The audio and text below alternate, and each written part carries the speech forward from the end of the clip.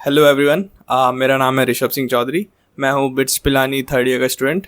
और आज की वीडियो बहुत ज़्यादा इंपॉर्टेंट होने वाली है क्योंकि इस वीडियो में हम बात कर रहे होंगे टिप्स फॉर जेई एस्पायरेंट्स, और पर्टिकुलरली हम फोकस कर रहे होंगे फिज़िक्स सब्जेक्ट पे। तो आज हमें टिप्स देने के लिए हमारे साथ है श्रवण एंड विदित। ये दोनों ही BITS Goa computer science student है। बेसिकली दोनों ही बैचमेट है मेरे। तो जानते हैं इनसे कुछ इंपॉर्टेंट टिप्स फिज़िक्स के रिलेटेड। ठीक है, पहले फिर मैं स्टार्ट करता हूँ। तो मैं ये कह रहा था कि जब मैंने जेई का प्रिपरेशन करी थी पर्टिकुलरली, तब मेरे को कुछ ऐसे सब्जेक्ट्स थे जिसकी तरफ मेरा पर्टिकुलर ज़्यादा इंक्लिनेशन था। बट जब एग्ज़ाम्स टाइम्स होते थे तब मैं सबको इक्वली इंपॉर्टेंस देता था। ऐसा नहीं कि किसी एक को डिस्प्रपोर्शनेटली ज़्यादा टाइम दे दिया और बाकियों को फिर सफ़र करना पड़ा, क्योंकि जनरली जब हमारी परसेंटाइल जब बनती है ना, अगर किसी एक सब्जेक्ट में ज़्यादा अच्छा काम कर दिया, फोड़ दिया, और किसी बाकी दो सब्जेक्ट में किसी एक सब्जेक्ट में कम अच्छा किया, तो ओवरऑल इतना अच्छा परसेंटाइल नहीं बनता है। तो इसलिए फर्स्ट मैं तो यही बोलूँगा कि सबको तीनों सब्जेक्ट को इक्वल इंपॉर्टेंस देना, इवन दो आपको पसंद आए या ना आए। अगर अभी फ़िलहाल बात करें थे फिज़िक्स की, क्योंकि हम अभी फ़िज़िक्स के लिए डिस्कस करने आए हैं। फिज़िक्स में मैं कहूँगा कि अभी तक आपने जितना प्रिपेयर कर लिया है आप उसी के साथ चलना। अपार्ट फ्रॉम दैट कि कुछ और ऐसे सब्जेक्ट्स हैं, जिन कुछ सब्जेक्ट्स नहीं, कुछ और ऐसे टॉपिक्स हैं जिनको आप ले सकते हो, जैसे कि मॉडर्न फिज़िक्स हो गया, तुम्हारा यूनिट्स मेजरमेंट्स हो गया। ऐसे टॉपिक्स में क्या फ़ायदा रहता है, जैसे मॉडर्न फिज़िक्स का एग्जांपल ले लेते हैं।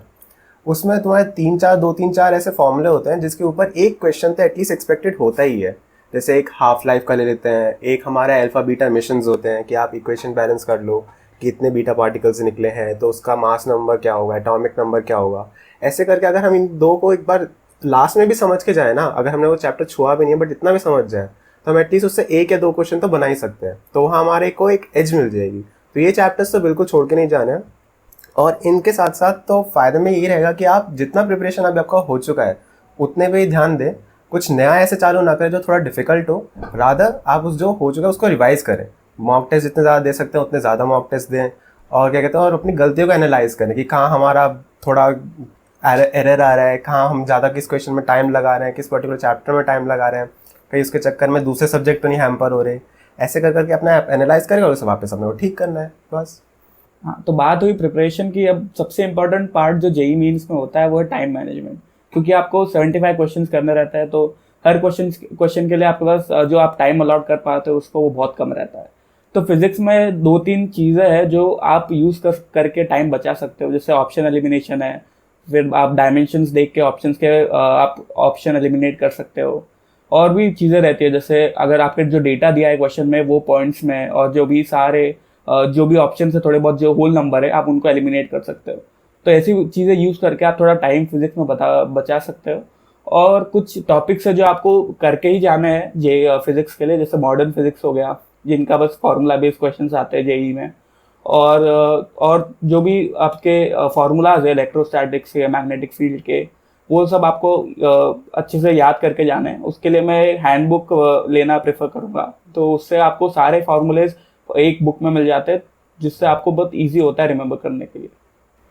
तो आप लोग अपने फिजिक्स के सेक्शन को जेई मेंस के पेपर में कितना टाइम देते थे? जनरली वैसे 3 घंटे का पेपर होता है ना, बट अगर हम वैसे ही नॉर्मली सोचेंगे तो 1-1 घंटा सब पे जाता है। बट हमें पता है कि केमिस्ट्री जल्दी कवर हो जाता है। तो अगर कोई बच्चा पहले केमिस्ट्री चला जाए, तो केमिस्ट्री का सेक्शन पहले कर ले, तो जो टाइम उसने सेव किया, अगर उसको फिजिक्स थोड़ा डिफिकल्ट लगता है तो जो सेव टाइम है वो फिजिक्स में दे सकता है। फिर उसके बाद अगर उसको लगता है कि नहीं उसका मैथ्स ज़्यादा थोड़ा डिफिकल्ट है, तो वो सेव टाइम मैथ्स में देता है। दोनों इक्वली भी डिवाइड कर सकता है। तो आई विल से कि पहले केमिस्ट्री में जाना, वहाँ से जो आप टाइम सेव करोगे उसके बाद अपना डिफिकल्ट सब्जेक्ट उठा के, अगर फिजिक्स है आप फिजिक्स में चले जाना।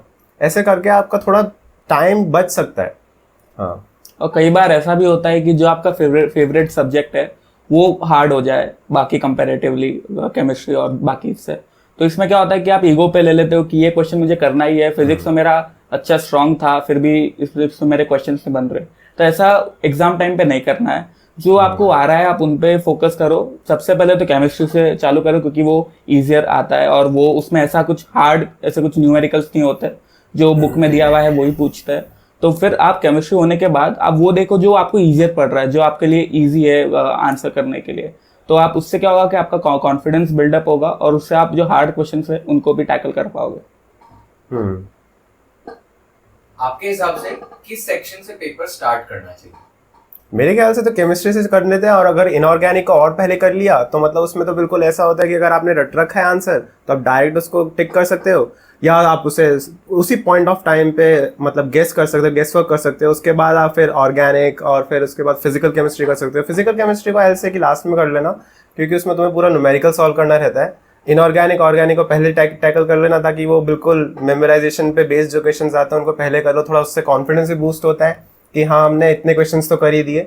बाकी मैं कहूँगा कि क्वेश्चंस को मत वो मैप करने लग जाना कि हमने अभी तक कितने क्वेश्चंस किए, कि 10 क्वेश्चन हुए या 15 क्वेश्चन हुए, बट वो चीज करोगे तो आपका टाइम ही जाएगा उसमें। इससे बेटर है कि वही वन गो में जो क्वेश्चंस होते जाए बस उनको करते रहना।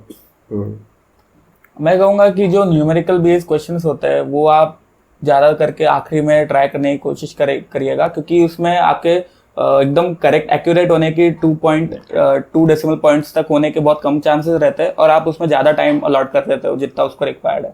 तो मैं आपको सजेस्ट करूँगा कि आप ये न्यूमेरिकल टाइप क्वेश्चंस आखिरी में अटेम्प्ट करें। लास्ट 10 डेज के लिए किसी एस्पिरेंट को अगला टॉपिक या कोई नया टॉपिक स्टार्ट करना चाहिए, और should the aspirant just focus on whatever he is done till now? I say उसे ऐसा कुछ नहीं करना चाहिए जिससे उसको थोड़ा हेजिटेशन हो या फिर दिमाग खराब हो जाए। बेटर रहेगा कि उसका जितना उसने किया अभी तक उतने पे स्टिक करे, ताकि उसको जब वो क्वेश्चन सॉल्व करे उसे कॉन्फिडेंस आता है कि हाँ अब मेरे पास जितने क्वेश्चन आ रहे हैं मैं अपने प्रीवियस नॉलेज को यूज़ करके उन्हें टैकल कर सकता हूँ।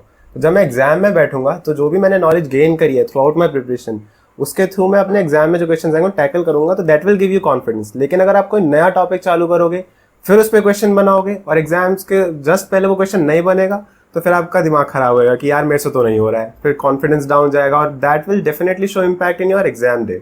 सो ऐसे कि जितना करा है बस उतने पे ध्यान रखो।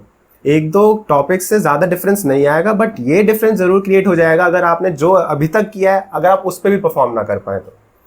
मैं भी यही बोलूँगा कि जो टॉपिक्स आपके स्ट्रॉन्ग है उन पे फोकस करना ज़्यादा बेनिफिशियल रहेगा आखिरी 10 डेज में, क्योंकि आप कोई नया टॉपिक चालू करोगे और उसको अच्छे से नहीं कर पाए तो जो आप वो टॉपिक्स पे भी ज़्यादा टाइम अलॉट कर दोगे जो टॉपिक्स आपको नहीं आते हैं। तो उससे बेटर ये रहेगा जो टॉपिक्स आपको आते हैं उनको अच्छे से टाइम दो, उनको अच्छे से टैकल करने की कोशिश करो बस।